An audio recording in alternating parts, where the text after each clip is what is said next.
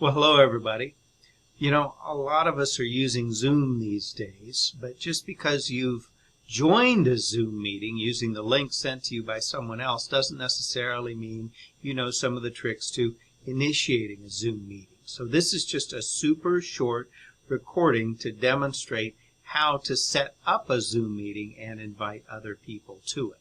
So we're going to go to our computer here, and I'm just on Google. And so let's just start. I'm going to keep it as simple as I can and Google Zoom.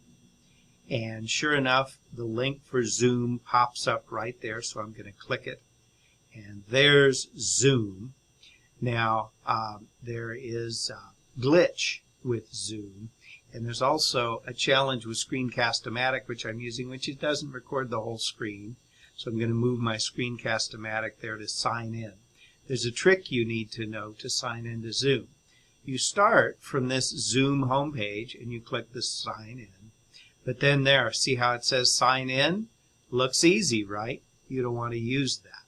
We're going to scroll down here to sign in with SSO because we need to sign in from Emporia State's Zoom account so you'll have unlimited access. Sign in with SSO. Now we're going to type in Emporia State. Just like that, all run together, and then the .zoom.us is filled in for us, and continue. And now look what it did. I'm going to move my screen here. Now look what it did. It went to Emporia State's login. SSO means single sign-on. By the way, use the same login and ID for everything. Mine, of course, are already saved because this is my office computer, but you can just type in the credentials you use to log into Hornet 365 and check your email or what have you if that's not already saved on your computer. We're going to log in there. Now we're in Zoom and we can schedule a new meeting. We can also do other things, previous meetings, personal meeting room. We have lots of options, but let's schedule that new meeting. You can give it a name.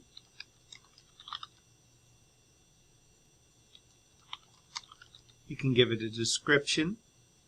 You can set the time. You can, by the way, you may have heard about a 30-minute limit on free Zoom accounts. Your Emporia State Zoom account does not have a 30-minute limit. It's unlimited. Let's say we wanted to make this 7 hours long. We can do that. I wouldn't recommend scheduling any 7-hour long meetings, though. I don't know who wants to go to a meeting that long. But there's no limit because you have access through Emporia State. You can make it a recurring meeting if you want to do that for each of your classes.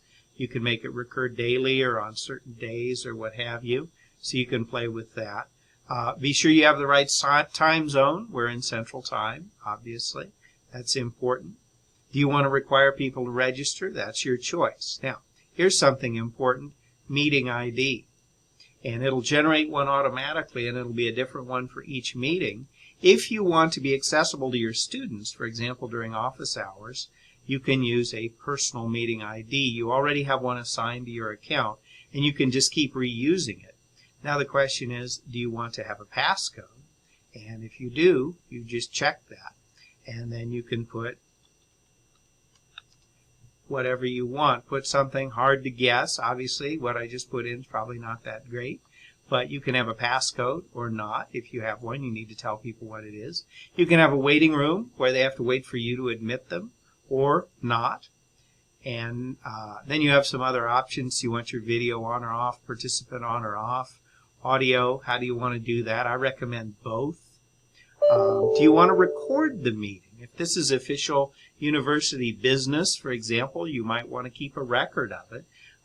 Or if you want to record it for asynchronous learners and then post that up on Canvas, you can do that. You can record automatically. On the other hand, if you don't need a recording, you're going to use a lot less space on your computer if you do not, or in the cloud, I should say. And then you can record it locally or in the cloud. And then alternative hosts. And let's say I'm not going to record this one. Save. And then there you go. And then there's an invite link. And then one thing I really like here is, hang on just a second while I find that. Oh, I got to move the screen over here again with Screencast-O-Matic over a little bit to the right. this copy invitation is so handy. And then there's an invitation link, and you can just highlight the whole works and copy it. And one of the really nice things about that is that it's got alternative ways to join. So for folks that don't have a computer or a reliable internet connection, they can actually just dial in from one of these phone numbers and input the meeting ID, and if I had set a password, it would be on this invitation too. And they can join with their phone. They don't even have to have a computer. They can just call in. Of course, there will be no video for them, but they'll still be able to join by audio. So then you can copy this and then email it to all the people you're inviting.